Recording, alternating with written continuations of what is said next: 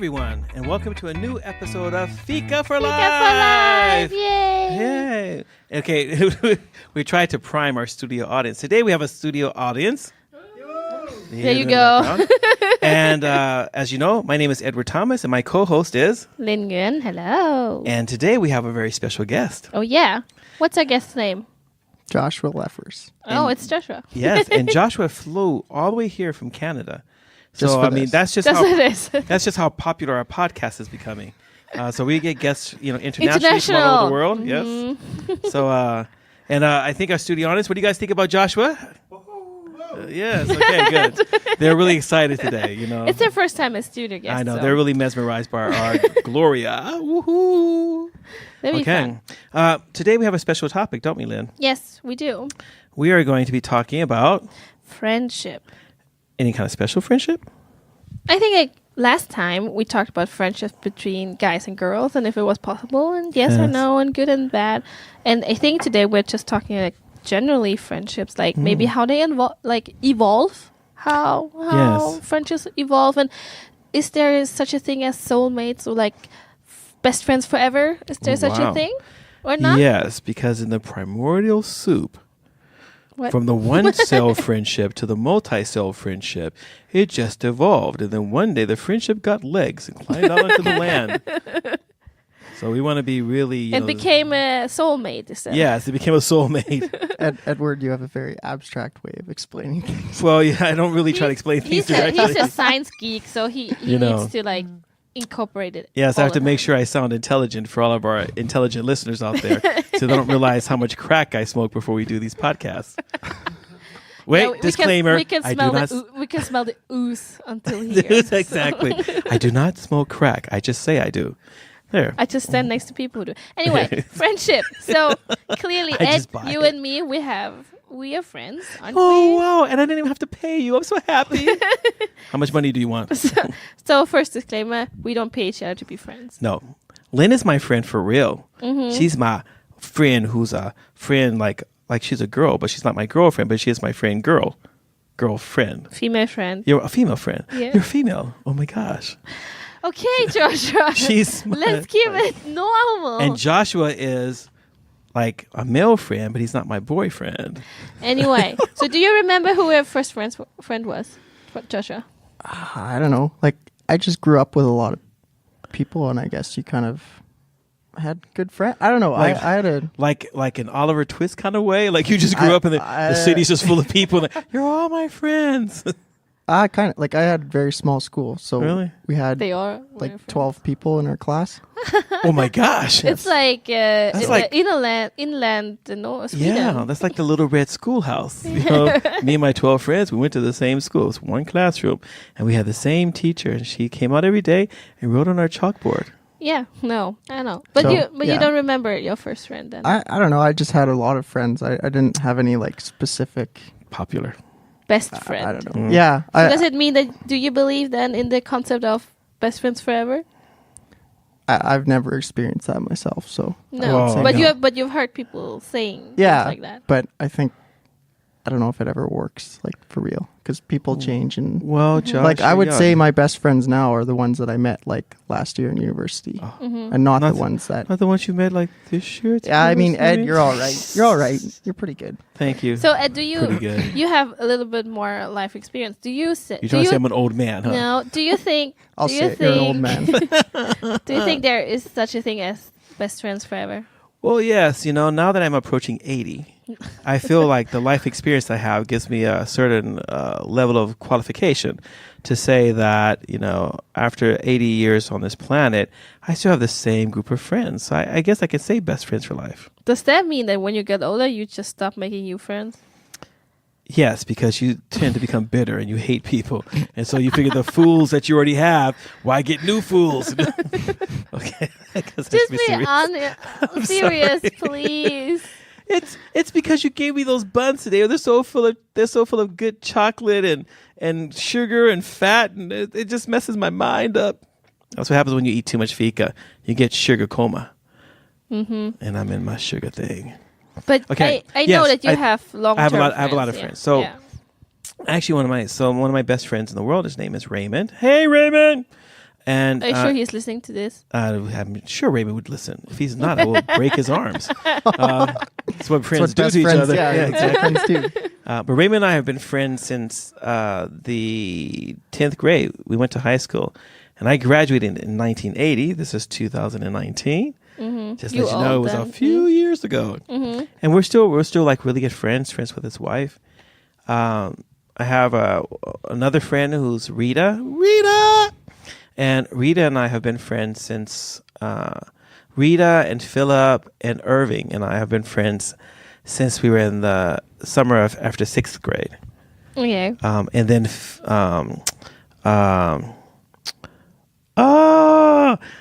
I know my friend's last name, Dawson. Why do I know his first name? Oh my gosh, I'm becoming senile. But I do have a friend like from elementary school. He's a professional musician. And we actually keep in contact with each other. So I do have some friends who I've been friends with for long time. Yeah, I mean, at least since elementary school. So I think it's possible to have long-term friends, like friends who are just with you, like, you know, like Raymond and I, he lives in California and I live in Sweden. So we don't get to hang out together.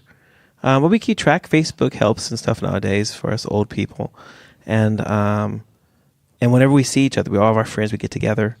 We eat ice cream, talk about the good old days, laugh and talk with each other. So there's a whole group of friends. Like, I'm going to shout out now. Reese. Oh, my friend Reese. Yeah, Edie. There's a whole bunch of, I guess. Okay. Give me the time signal. Exactly. If She's scratching her ring. No, but I have a whole group of friends like John and all kinds of people like that. So that we either live together. Have you made new friends then? Yeah, you're like kind of a new friend because you're like, I didn't know you since you were born, which would have been kind of weird because I would have just showed up at the hospital and then, you know, I'm going to be friends with your daughter. Let me hold her. Your mom would be like, what is this crazy black man doing at the hospital in Germany? Never saw you before. I remember my first friend. Her name was, I was in kindergarten. Oh, wow. I have pictures where like class photos. And her name was Julia. And then we went to elementary school to different ones. And then that's where our friendship stopped, I guess, because we moved also. Yeah. And she was my best friend because we were in the same kindergarten and she lived below us in the same house.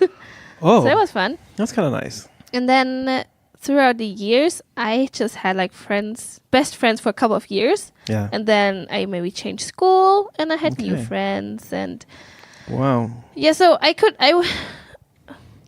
my long-term friends are like 10 years and then sometimes the contact just broke and then we never reconnected. But I still have 2 friends in Germany Anna and Jule, that I'm still really close friends with. Okay. Like, and that's maybe 10 years now. But I don't know. I don't believe in the concept of best friends forever anymore. Well, Doctors Leslie and Les Parrott are writing in their book, and they're talking about marriage and relationships, and they talk about friendship, and so they talk about this whole thing about friendships for the road and friendships of the heart, and that friendships of the heart are the ones that you have over like the long haul. You don't necessarily spend every single day with them, but they kind of show up at like the different important points in your life and stuff like that. Whereas friendships of the road, they might be because of a shared interest.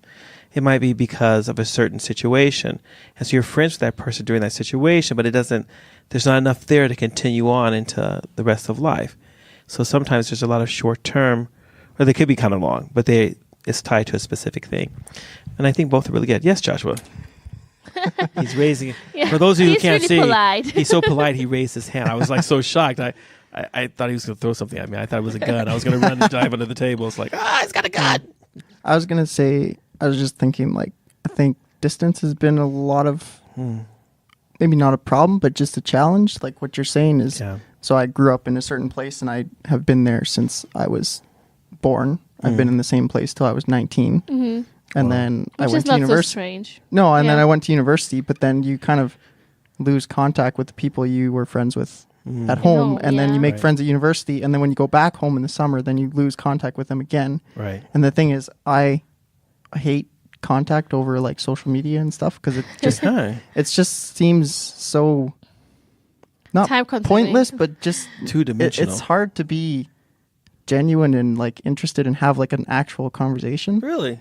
So I really I can testify to that. I don't enjoy like, so I have a friend who he's like 6.5 hour drive away, which is, I mean, that's pretty far, but I like message him like once every 4 months.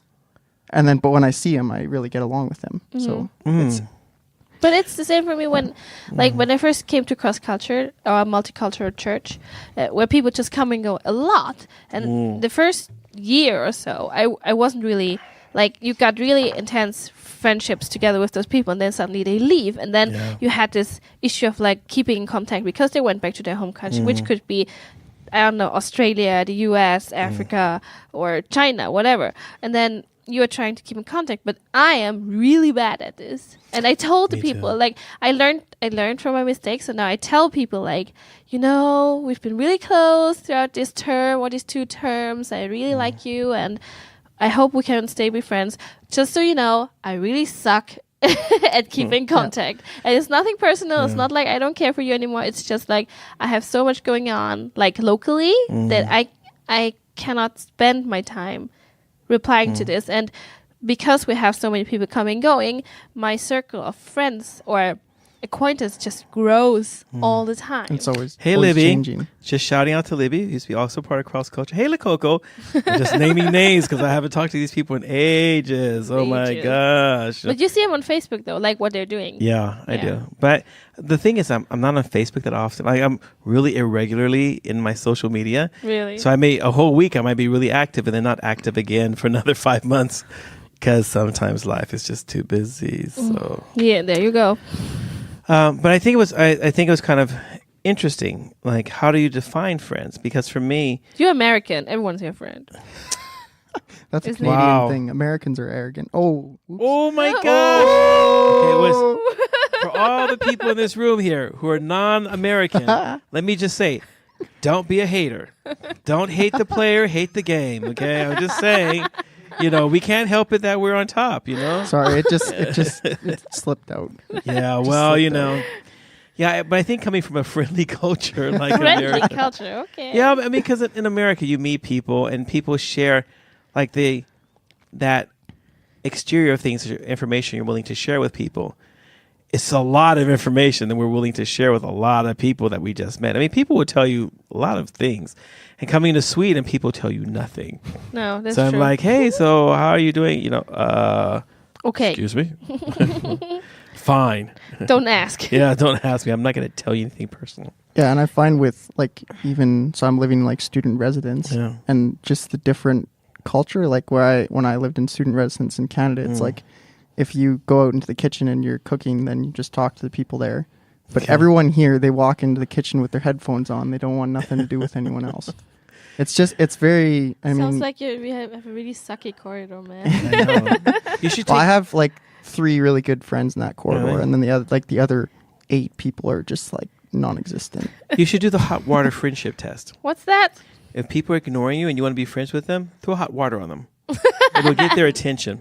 They'll remember you. I'll go cold water instead. I don't want to do permanent damage. I don't want to get sued. It's like, you're in Sweden. You can't sue for everything. Yeah, you can't sue anybody in Sweden, so it's okay. You can do whatever you want here. Just saying that to all the criminals out there. We're shouting out.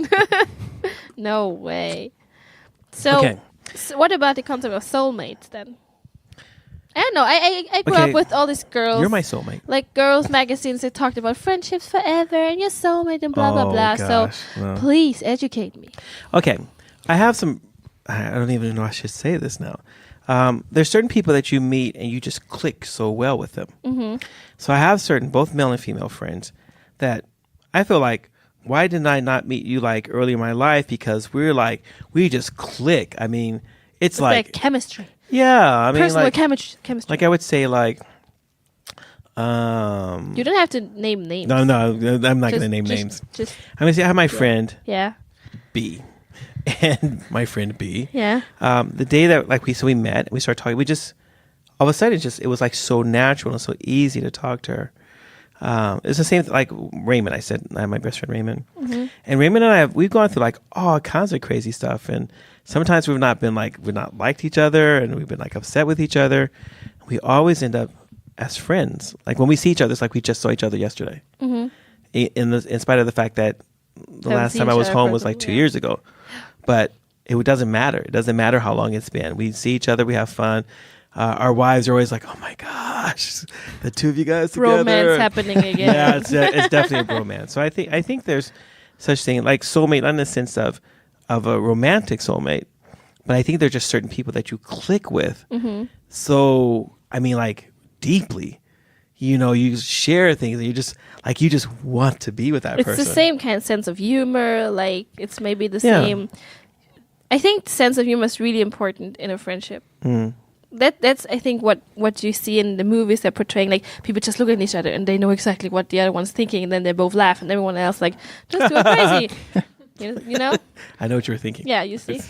Like I think what you're saying with the clicking, like I had that the previous semester, so September, where I had met a guy through another friend, like for the first time, so last year in January. Yeah.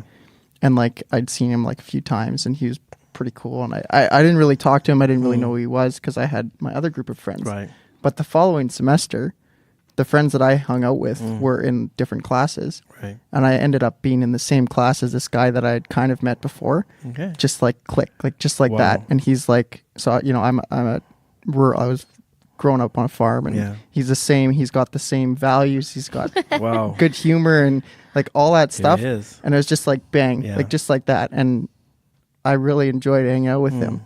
So I'm kind of looking forward to going back and. Yeah, exactly. I mean, I think that the whole concept that, like, I don't think you can be. I think you can be friendly with everyone, but I don't believe you can be friends with everyone.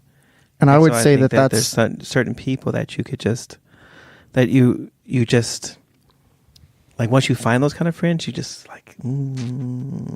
They make you better. They make you feel normal. Yeah, I think so. And I would say that's like that was probably the first time that I've like had that genuinely. Maybe second, but first time where it's just like this is awesome. Do you guys think there is something as like jealousy in a friendship? In a sick friendship, yes. Well, I don't know, because since I never belong to a group, so I feel like I can go in and out of any group. And I have some friends that can deal with that and others that cannot. So what do you mean by like in groups? Well, I mean, I think like, so if you take high school, I had friends who were stoners. Stoners were people who took drugs recreationally. I had Christian friends. They went to church all the time. I had friends who were jocks. They were like into sports and everything. And they were like different cliques and different groups. Do you have cocaine friends? Well, they were part of the stoner friends. Oh, okay. Yeah, The stoners, they were like, I mean, it was everything. It was Are you mushrooms listening? and weed and so, Josh grew up on the farm, so he knows about the farm drugs, It was, I don't know what they are. Alfalfa? I don't know. Soybean. He's out there. Gotta smoke that soybean. Okay, so you had friends that were okay with that. So in different groups, but I remember having some friends so that they were like upset because I was with other friends and they didn't know how to handle. Yeah, like, and it made me feel really bad because they were trying to limit my friendliness and my desire to be friends with lots of people to only them. And I was like, you do not own me. And that changed maybe our friendship in some way. Mm-hmm. I would say I invest more in, like, I don't have like all these different groups. Like, if I find a person that I get along with, I invest a lot in that. Okay. So I'm more of You're like a loyal one. Yeah. He's more like a player one. I'm a player friend, and Josh is a puppy friend. He's going to be there forever, He'll be like, I'm always here. He can be a loyal friend. That's nice, though. Okay. So? What kind of friend are you, Lynn? I am the, if you need me, I'll be their friend. But if you're fine, I won't be their friend. Oh, my gosh. You're like, I'll be there. But that's how I feel like. I don't know. It's okay. I don't know. I feel like I appreciate a friendship. Sure, when we can hang out and have fun together. But I like to be there when people really need a friend. Yeah. And then it's fine for me to step away again because there are so many people. I can't invest so much energy and time in all of the friendships I have had before. Like, it's no. But sorry. So I'm a little bit older than you are. Yes, you are. 57. How does that feel having a friend who's 57? I don't know. You're not really old. I mean, I realized yesterday. I'm not old. I'm just old. I'm ancient. Yesterday, I went to this after-work event at my job, and we talked about like age and stuff, and I am now, when we are recording this, I'm 27, and those people were like 38 or like approaching 40. Wow. But the thing is, since we work at the same job and we basically like, do similar things, it didn't feel like, oh man, they're like 10 years older or 15 years older, because somehow I think I don't know, somehow you surpass the stage of being a child and a young adult and a student, and then you go to work life, and then maybe age doesn't really matter as much anymore until you hit what's menopause. The term? Menopause. When you hit menopause and have this crisis, or maybe for men when they or something. Or? Yeah, but then I mean after menopause, maybe the next step would be like pension, and then there's like this big gap from people who work until pension, and then when you meet people who have pension, like have pension, retired. Then you call them old, and they maybe look at 80 years old and they say, oh, they are old. So for me, since you're still working, you're not a pensioner, and I am working, so I don't feel like, oh man, you are really, really old. So what you're trying to say is that basically I'm so fresh that you can't take pension.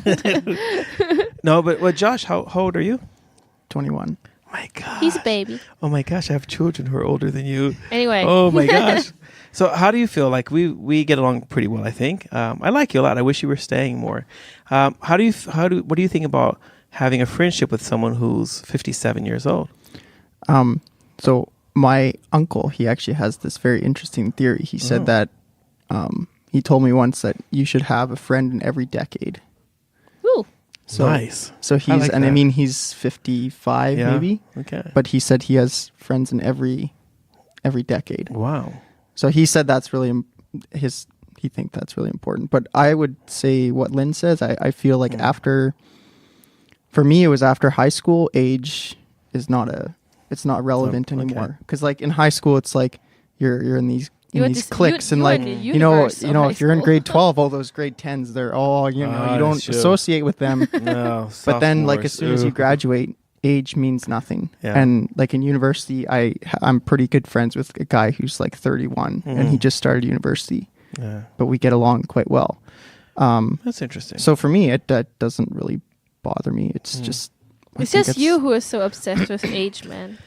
Well, I mean, I'm about to die soon, 1 foot in the grave. Last term, I was taking a class at the university. I was studying creative writing, an English class. And I think everyone in my class was a lot younger than I was. And at first I thought, they're not going to want to hang out with an old, geezer like me. But what happened is that we would eat lunch together and I felt like this intense friendship. Like I loved my class.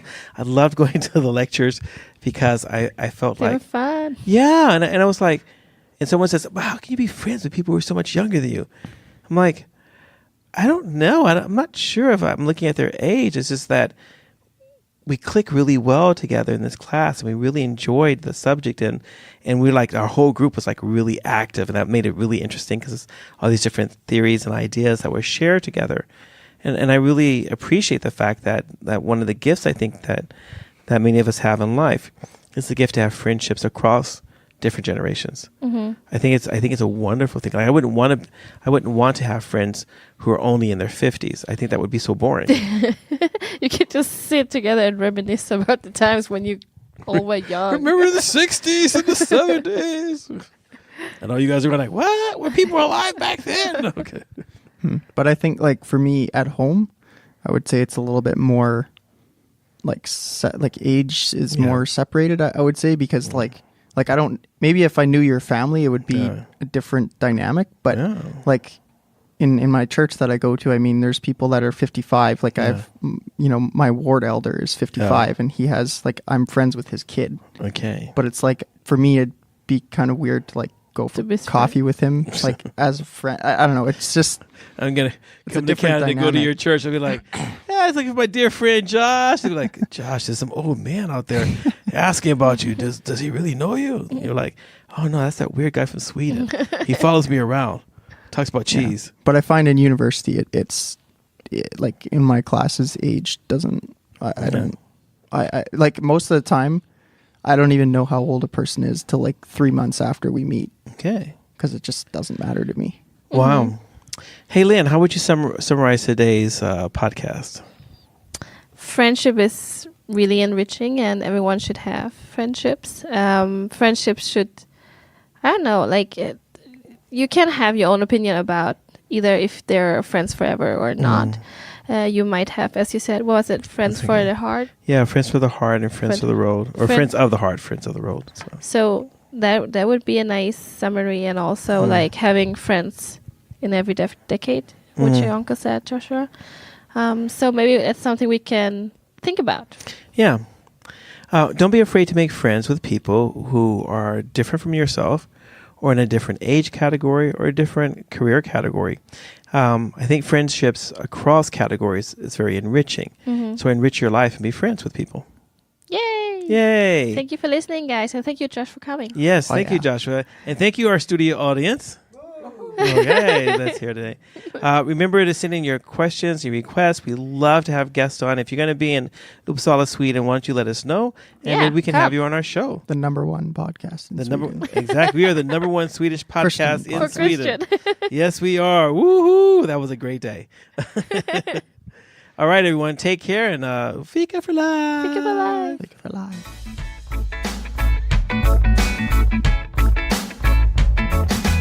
Thank you for listening. If you have any comments or ideas, please send us a message to fikaforlife@mail.com. Fika, F-I-K-A. This was the Fika for Life podcast with Linh Nguyen and Edward Thomas, and we hope to hear you again.